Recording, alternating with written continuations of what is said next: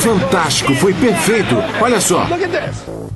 O incrível é que os danos são os mesmos do Mercedes. E o Fiat não saiu da pista, ao contrário do que imaginávamos que aconteceria. Como foi? Pra ser sincero, nem senti. Você acha que o motorista do Fiat nem percebeu que teve algum papel no acidente? Eu acredito que ele foi pego de surpresa e nem teve reação porque quando ele me atingiu, o carro nem balançou. Continuou em linha reta. E olha só, é quase exatamente o mesmo lugar onde o Mercedes estava arranhado. Isso reforça essa segunda hipótese. Nossos pilotos reconhecem que tiveram de mudar de ideia depois do teste. Eu estou surpreso porque achei que com a batida e o estrago que havia no Mercedes, o Fiat havia sido jogado fora da pista, jogado contra um dos pilares ou na lateral do túnel, mas não foi. Bem, provamos que pode ter sido um simples acidente. O Fiat pode não ter batido no túnel como eu imaginava. Pode muito bem ter continuado na pista e ter saído do túnel com um pequeno estrago na traseira. Estou surpreso que este choque não tenha tirado o carro da pista. Eu também. Não imaginava que um carro deste tamanho pudesse bater num carro menor sem fazê-lo perder o controle numa pista estreita de 3,5 metros de largura. Mas vimos que é possível. Nossa experiência demonstrou que a colisão entre o Fiat Uno e o Mercedes pode realmente ter sido só um acidente. O motorista do Fiat pode ter mantido o controle depois de ter sido atingido por um carro bem maior. Mas talvez o maior mistério de todos seja o papel do Fiat Uno e a identidade do motorista. Será que era apenas um inocente passando pelo local? Tenho certeza de que o motorista do Uno viu o Mercedes batendo no pilar e rodando até parar. E ele reagiu jogando o carro para a esquerda. Desviou do Mercedes e seguiu viagem. Isso é certo. Mas se o Fiat não teve nada a ver com o acidente, por que o motorista não parou para ajudar? E por que ele não apareceu para dizer o que viu? Essa pessoa pode ter a chave do mistério do que aconteceu naquela noite, mas as autoridades francesas não conseguiram identificá-la. E um homem que talvez fosse o misterioso motorista morreu 3 anos depois em circunstâncias suspeitas. E quanto aos testemunhos que afirmam ter havido uma explosão antes da batida? A equipe de Reescrevendo a História vai ao local do acidente para investigar a teoria de que a colisão pode ter sido causada por uma bomba.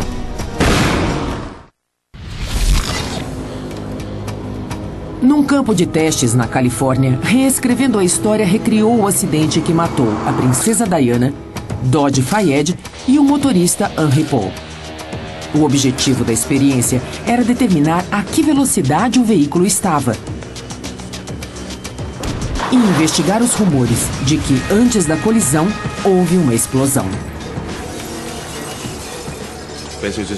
Foi apenas um impacto, não como 2 carros deslizando. Foi um som bem diferente. Se não foi uma bomba, foi um som bem parecido. O engenheiro acústico Jack Freitag utilizou um equipamento de áudio especial para gravar o som exato da batida do carro de teste. Nosso teste reproduziu os danos ao Mercedes de Diana de maneira impressionante. Mas será que o som é semelhante ao de uma bomba? Ótimo, o canal 1 está limpo e esse é o nosso microfone, parece bom. A colisão fez muito barulho, cerca de 100 decibéis a 30 metros do equipamento. Dentro de um ambiente com tanta reverberação, um carro batendo num pilar lembra uma explosão. Queremos descobrir se o som foi causado de fato por uma bomba ou se foi resultado do barulho de uma colisão, modificado pela reverberação dentro do túnel, que abafou os sons de alta frequência, fazendo que soasse como uma explosão. Mas essa experiência só pode ser feita no mesmo local onde o desastre ocorreu. A nossa equipe terá de ir à França para reproduzir o mesmo som do teste de colisão dentro do túnel, para determinar qual foi o verdadeiro som da colisão fatal. E para reproduzi-lo com a maior fidelidade possível, conseguimos que o túnel ficasse fechado ao tráfego por 6 horas.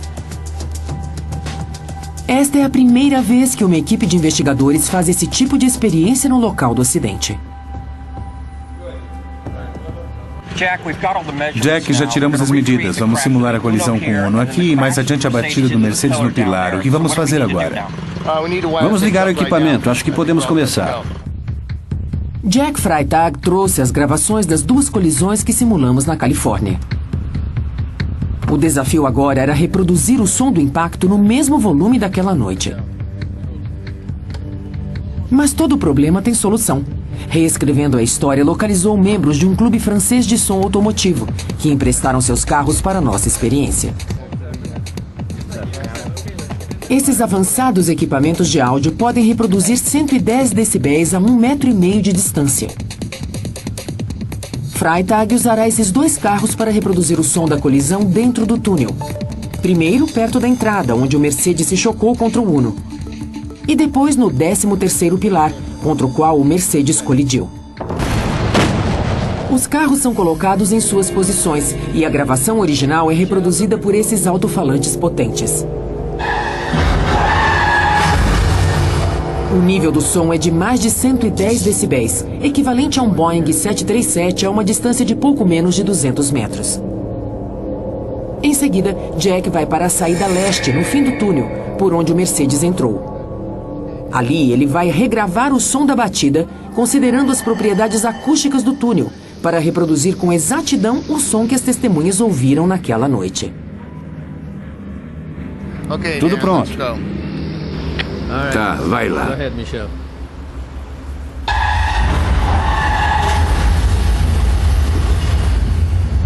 Mesmo fora do túnel, o som da batida ultrapassa os 89 decibéis. Já gravamos a posição 1. Vamos para a posição 2. A seguir, Jack vai para a saída oeste do túnel, perto de onde Tom Richardson estava. Pronto, pode ir. O som é ainda mais alto deste lado, perto de 93 decibéis. Aqui é muito mais alto do que do outro lado. Se uma testemunha estivesse aqui, teria ouvido com facilidade. Depois da gravação, Jack volta ao laboratório em São Francisco, na Califórnia, para que Tom Richardson ouça as gravações. Primeiro, Jack mostra o som gravado fora do túnel do lado leste. Troy, roda o primeiro.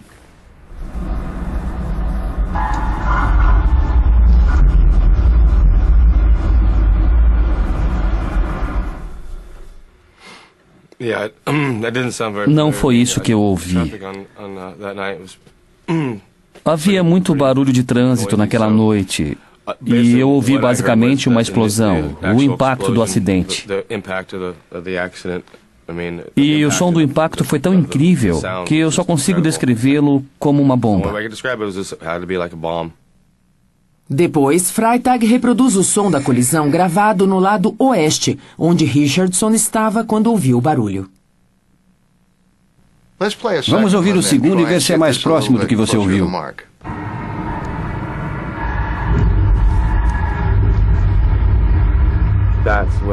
Foi isso que eu ouvi. Foi bem parecido com isso, com certeza. Foi o que eu ouvi.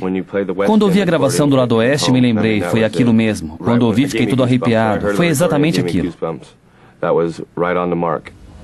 Nossos testes sugerem que o som da explosão pode ter sido causado pelo choque do Mercedes contra o pilar.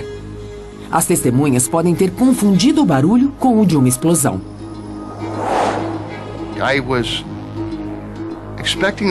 Achei que isso iria funcionar, mas não imaginava que seria assim. Ele estava certo do que disse, de que era aquele o som. Acho que mostramos claramente que a batida pode ter gerado aquele som por causa da acústica do túnel, descartando a existência de uma explosão. Mas o que fez o carro de Diana perder o controle? Se não foi uma bomba, o que foi? Alguns dias depois do acidente, surgiram rumores de que a história estava mal contada. Alguns investigadores começaram a suspeitar que a princesa Diane Fayed, filho de um dos homens mais ricos da Inglaterra, haviam sido mortos. Será que a morte da princesa Diana foi um trágico acidente ou um assassinato?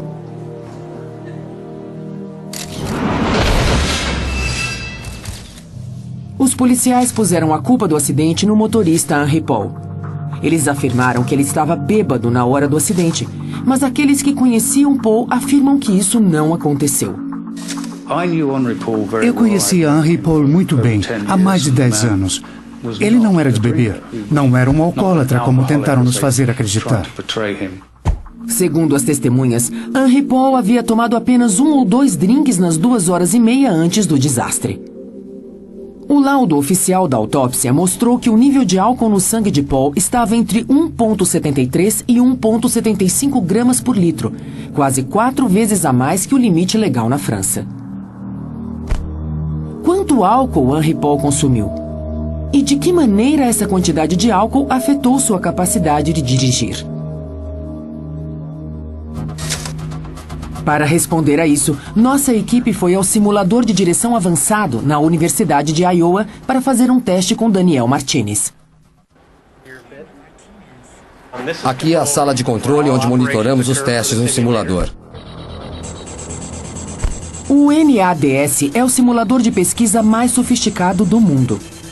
Desenvolvido pelo Departamento Nacional de Trânsito, ele usa um carro de verdade dentro de uma cúpula e um sistema de controle computadorizado para permitir que o motorista guie num ambiente virtual.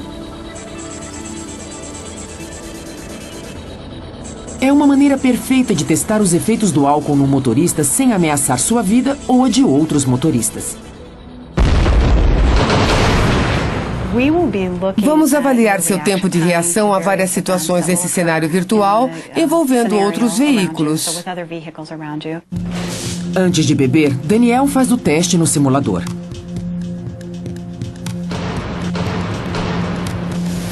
O ambiente tridimensional inclui uma série de cenários que reproduzem condições reais.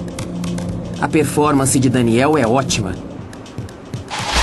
Em seguida, Daniel bebe álcool suficiente para chegar ao nível encontrado em Henry Paul, entre 1,73 e 1,75 gramas por litro.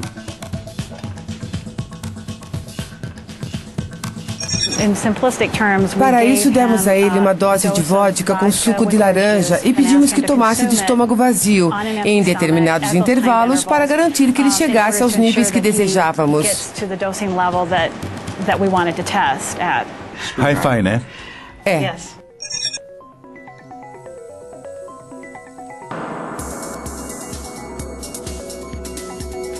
Como se sente? Estou bem. Agora estou sentindo os efeitos do álcool. Segundo a doutora Watson, um alto nível de álcool no sangue tem o mesmo efeito em qualquer pessoa, independentemente dela ser ou não alcoólatra. Geralmente, os efeitos danosos são os mesmos, tanto em pessoas que costumam beber pouco como naqueles que bebem muito. A diferença é que se você bebe muito, precisa de mais doses para atingir o mesmo nível de álcool no sangue, mas os efeitos serão os mesmos. Você não pode dormir. Cerca de 2h30 e 11 drinks depois, Daniel finalmente chega ao mesmo nível alcoólico relatado na autópsia de Henry Paul. Precisa beber isso. Tô mole. Agora ele está sentindo os efeitos do álcool. Eu tô muito bêbado. Várias vezes ele apaga. Precisa sentar, amigo. Finalmente é hora de guiar. Daniel é levado ao simulador. Um membro da equipe de pesquisas vai com ele. Não dá pra guiar desse jeito. É? É. Olha só, eu olho pra frente, vejo o simulador, mas eu sei que não tem jeito de guiar. Eu estou muito mal. Muito mal. Daniel está visivelmente embriagado e tem dificuldade de se concentrar em sua tarefa. O problema já começa na hora de sair com o carro. Não, pisei no freio. Pode engatar. Ele tenta guiar a 120 km por hora, a velocidade estimada do Mercedes dirigido por Henri Paul naquela noite ao entrar. Fantástico, foi perfeito. Olha só.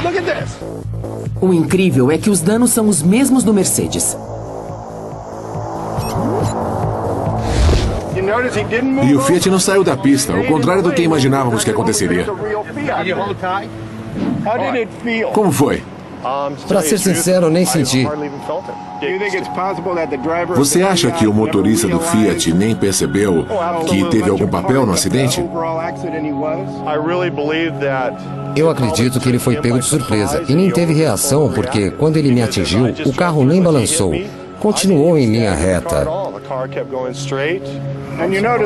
E olha só, é quase exatamente o mesmo lugar onde o Mercedes estava arranhado. Isso reforça essa segunda hipótese. Nossos pilotos reconhecem que tiveram de mudar de ideia depois do teste. Eu estou surpreso porque achei que com a batida e o estrago que havia no Mercedes... Imaginava que um carro deste tamanho pudesse bater num carro menor sem fazê-lo perder o controle numa pista estreita de 3,5 metros de largura. Mas vimos que é possível. Nossa experiência demonstrou que a colisão entre o Fiat Uno e o Mercedes pode realmente ter sido só um acidente.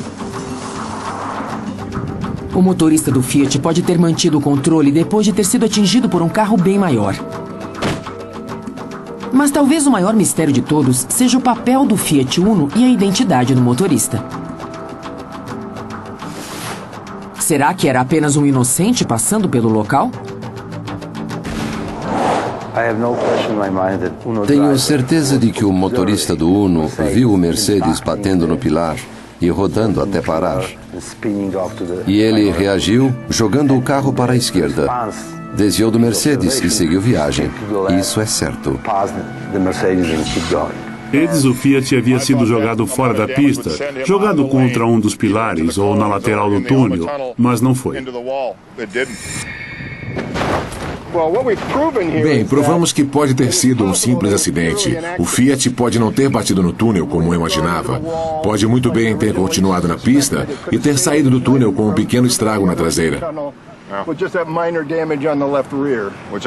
Estou surpreso que este choque não tenha tirado o carro da pista. Eu também. Não imagino.